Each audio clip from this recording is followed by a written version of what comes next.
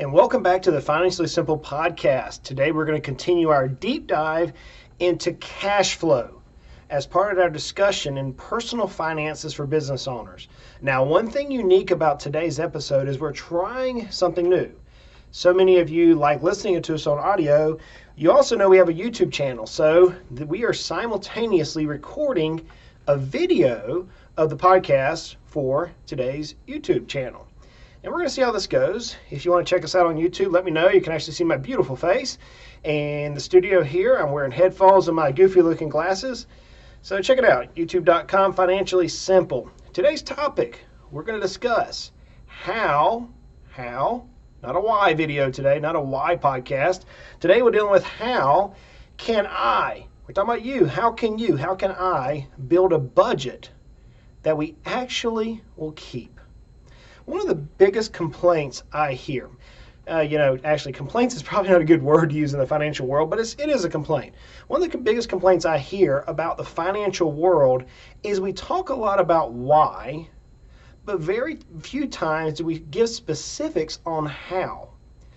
And there's nothing more foundational, nothing whatsoever more foundational in your particular finances than your budget. And you're like, Justin, really? You're going to talk about how to build a budget? Yep, that's exactly what we're going to do. I'm going to give you 7 steps to building the perfect budget. Now look, if you go on the interweb and you Google how to build a perfect budget, you're going to see some generic 1, 2, 3s. And I've been challenged this episode to dive deep, give real life examples, give you scenarios that can help you use firsthand deep knowledge, not superficial knowledge. So today we're going to talk about 7 specific things that are actionable, things that you can actually use inside your budget to help you build that perfect budget. Please, at the end of today's show, let me know. Say, Justin, man, look, that was helpful, or Justin, dude, I could have got that in Google in like 3 minutes time. So I'm trying to make these things as deep as possible. I'd love to have your feedback. You can email me at justin@financiallysimple. Justin@financiallysimple.com. You can connect with me on Facebook, Twitter, LinkedIn, Instagram. I was sharing that today with somebody that you can actually see me and the goats and the chickens and the kiddos on the farm. I typically put my life on Instagram. Not very many business things, although we did create a Financially Simple Instagram page that we have been asked to do, that we're going to try to see how it works. I don't know much about the Instagram world, so if you have any insight, if you know any ways to help us there, please reach out and say, brother, we can help you. So I want to give you 7 real life things you can do to help build a budget that you will actually keep. So here we go. Number one, start with your goals. What is it that you want to accomplish in life? Well, Justin, I want to get out of college. I just spoke with somebody today about that. Great, that's a goal. Justin, I want to retire. Great, that's a goal. Justin, I want to go to the beach once a year. Great, that's a goal. But I want you to take it deeper than that. There's an acronym that I've used many times, and we put it in our books, we put it in our courses, because it works. The acronym is SMART, S-M-A-R-T. I want your goals to be SMART. So if you listen to the podcast or any of my videos on YouTube, you've seen me or heard me talk about SMART goals. And this is why so many people cannot build a budget they want to keep, because they're not smart. I'm not talking about intellectually smart. I'm talking about, let's create an acronym out of here. So here we go. SMART. The S stands for specific. Specific. I did have somebody pick on me about the way I said biases. I think that's one of my southern draws. Specific, I probably am butchering that word. So I want your goals to be specific. What do I mean? You say, Justin, I want to retire. Great. When? Well, I want to retire by age 50. Great. With how much money? With $100,000. Great. Is that before or after tax dollars? Let's make that after tax. Great. We're gonna retire now at age 50 with after-tax dollars of $100,000 a year. Perfect. That is a SMART goal. It's specific. In order for it to be specific, it has to be measurable. We now have a measurable goal. I want to retire at age 50. We have a measurement there. If we're 40 right now, we have 10 years. We can look out and see if it's SMA, attainable. Okay, so if I want to retire at age 50 with $100,000 in after-tax income and I currently only have $0 in the bank, it may not be attainable.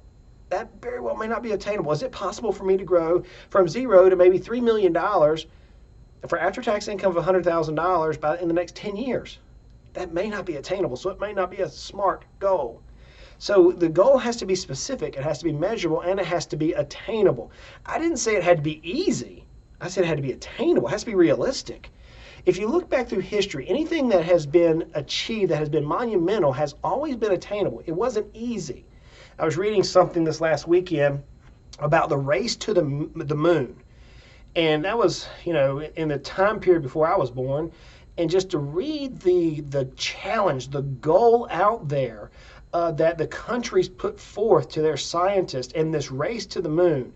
It was specific, it was measurable, and at many times it seemed unattainable. Just because something is hard doesn't mean it's not a smart goal. So we want to have something that's attainable, and we want it to be relevant. That's the R, the relevant portion. So how does my retirement at age 50 fit into my goals? Well, because it is relevant to what I'm doing today. It's relevant for what I'm going to accomplish in my lifetime. So it is specific because we want to reach it by a certain age. It's measurable. We know the dollar amount. It's attainable. We can look and see, well, if I need to grow at double the revenue in 10 years, that may be attainable. It's relevant, and it is time bound. We have a specific designation point on there. So you've got to set your goals, and they have to be smart. They have to be specific, measurable, attainable, relevant, and time bound. Those have to be in place. You say, well, Justin, I want to get out of debt. Great. Let's be specific. I want to get out of debt, or I want to pay off $65,000 in debt, specific, in this order over the next 3 years with this much surplus in my income. That is a smart goal. See, if you go this way, when you make your goal smart, then you have something that you can track. You have something you can track as you're going through your budget. Say, Justin, I want to spend $1,000 a month. Justin, I want to spend $1,000 a month on travel, or whatever that number is. Great. You can make that specific, measurable, attainable, relevant, and time-bound. If you set your goals in a smart fashion, you're more likely to hit those goals. So you start with your goals. Not only should they be smart, but you've got to write them down. You've got to write them down. So write your goals down. If you start with that, then your budget is possible. The next thing we're going to work on is we're going to set our income. Now, in the last 2-3 episodes, we talked about why if you pay yourself too much money from the business, it could be contrary to what you're trying to achieve. The tax man could come into play. So you want to set your income. If you haven't listened to episode number 146, 145, 144, go ahead and pause it right now. Go back and listen to those and then come back here, because this isn't going to make sense to you. You say, well, Justin, shouldn't I have as much money as possible? Go back and listen to those episodes. We want to set our income. That's number 2. We don't want to, we want to control the amount of money that we have coming to us. We don't want to be reactionary to the amount of money that we're bringing into our families. So that's number 2. First, set your goals, and they got to be smart. They got to be written down. Number 2, you got to set your income. Number three, we need to have a calculation on what our total monthly expenses should be. What our total monthly expenses should be. Not what they are, what they should be. So you have to first start off with what are they? Well, Justin, we're wasting a lot of money. I was talking with a client here in the office not too long ago, and they were spending about $700 a month in various entertainments, vacation, travels. I was like, that's not too bad. Yeah, it's not too bad, except they're going in the hole on credit. They're spending the $700 a month on credit cards, plus some, because they're spending all their surplus, all their money in these travel expenses. So we first have to know where our current expenses are, and then we have to create a budget, number 4, of where we want to be. So if we know where our goals are, now we can quantify it. We know that if we want to retire, if we want to pay off debt, or if we want to travel, whatever your goals are, want to buy a new truck, you want to go out and buy a new piano. I'd like to buy a new piano here soon. We just sold a family car and we got a little cash from it, and I want to buy a grand piano. My wife and I both play, one of our children plays, and I'd love to have maybe a Yamaha Kawai or Steinway in the house. We have a piano room that I'd love to put it in there and just be able to come home from work on a long stressful day and play the piano. That's a goal, but I can put that in my budget. You see, just because I have a want doesn't mean I shouldn't address that want, but I can make that number 4. I can put that as part of my budget. So number one, we start with our goals. Number two, we set our income. Number three, we know what our current expenses are. Number four, we create the budget. We talked about that in the last few episodes about what our allocations should be. So again, go back and listen to those. Number five is where it gets fun. And that is, once you create your budget, revisit your goals and see if your goals are realistic. So let's say that we go back to our example. You want to retire at age 50 with $100,000 in after-tax income. You're currently age 40. You have zero money. Okay, well, they're not realistic. We already established that. But what happens if you had $2 million in various assets? And now your goal was to target to 3.2 million, so you have a nice spin down and over the next 10 years. Well, we know that we should be able to double our money in the next 10 years according to the rule of what's called 72. But are we realistic in how we're budgeting our dollars? And what I mean by that is this. So many times we get so ambitious about our goals that we forget to live life now. You're like, Justin, no, I've been living life now, which is why I'm in trouble. I get that. Some of us are not in debt trouble. Some of us are just living life. We're saving the right amount of monies. Some of us are in financial trouble. We're having to reposition things. Look at your goals now and see if they're realistic. Are you going to put your life in so much of a strain that you're just going to give up? Equate it to diet and exercise. If you know that you want to drop 20 pounds in a week, probably not going to happen. Probably not going to happen. But if you want to drop 20 pounds in 4 months, maybe that could happen. That's more of a realistic goal. So now after you created your budget, you've tracked your expenses, you've created your budget, now I want you to look at your goals and see if they're realistic. That's the fifth thing you've got to do. Number 6, we're going to monitor our progress. Now, one of the things I recommend for married couples is you set up a budget date. A budget date. What? So, money can be very contentious in marriage relationships. In fact, the fighting of money or money itself leads to more divorces than many other things out there, just money in general. So here's what I want you to do. I want you to revisit your goals. I want you to revisit your budget. I want you to revisit and monitor everything from point 1 through point 5. I want you to revisit your SMART goals. I want you to set your income. I want you to track your monthly expenses. I want you to revisit your goals. And now I want you to have a monitor and review date. This is where you and your significant other or spouse are going to meet before lunchtime. Before lunchtime, not after lunchtime. I want you to meet before lunchtime once a month and see how you're doing. You're going to pull in your statements, a software, whatever, and you're going to track and see how you're doing. The reason why I say before lunchtime is oftentimes money can be contentious. I remember a time whenever Emily and I began our budget dates. Ooh, this was fun. I looked at her and I said, how in the world do you spend $300 in $20 increments at clothes stores? And she smiled, as my lovely wife has a tendency of doing, and she goes, how in the world did you spend $300 in bullets at one time at one store? Yeah, I'll never forget that. The reason I want you to have the monitor review date before lunchtime is because you don't want to go to bed. You don't want to enter into the time of the day when you're trying to unwind thinking about money. It doesn't do us any good. In fact, it will keep us up at night and create unnecessary anxiety. So have your breakfast date, your lunch date, sometime during the week where you just look at the budget and you see how you're doing, and you and your partner, or you and your significant other, or you and your life person, your life coach if you're single, whoever you're going to use to have an accountability there, you're going to monitor and review that. And you're going to do it before lunchtime. You say, well, Justin, how do we track it? How do we monitor it?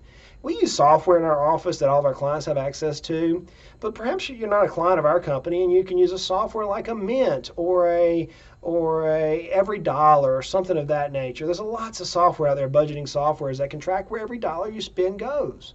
That'll give you a chance as a spouse, as a couple, as a single person with your accountability partner to go and make sure that your dollars are going in the right place. Remember, we want to find every single dollar, every single penny, a home in your life. I was reading something here recently, the idea of eliminating the penny. I don't know why people would do that, but I kind of like the little bronze piece, or they're not really bronze anymore. I like seeing the penny. But you want to know where every penny goes. And if you pick up a penny on the sidewalk, you want to know where that's going to go. Maybe it's in the penny jar. Wherever it is, you want to monitor it nonetheless. That's number 6. And then number 7, I want you to adjust your budget to perfection. Adjust it to perfection.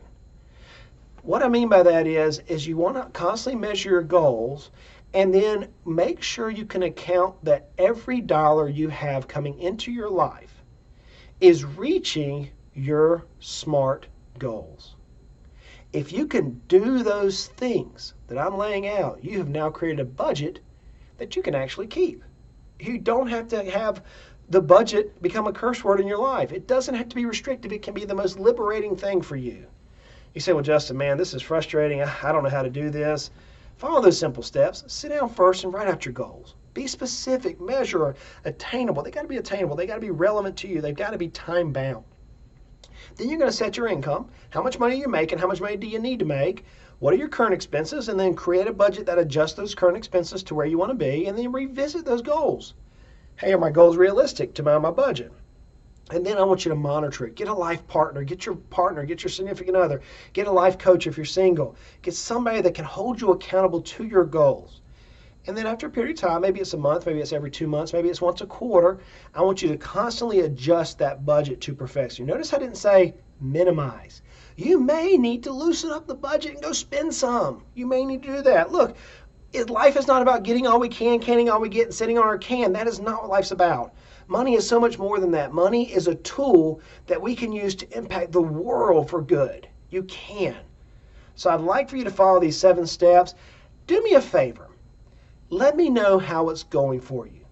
One of the things we're getting ready to launch out is we're going to actually have a budget template that you're going to be able to download from Financially Simple. Stay tuned to the YouTube videos. Stay tuned to my Twitter, my Facebook, LinkedIn. If you're not subscribed or following me on those things, let me know. Go ahead and just sign up on there. If you haven't received the newsletter, the newsletter is on financiallysimple.com.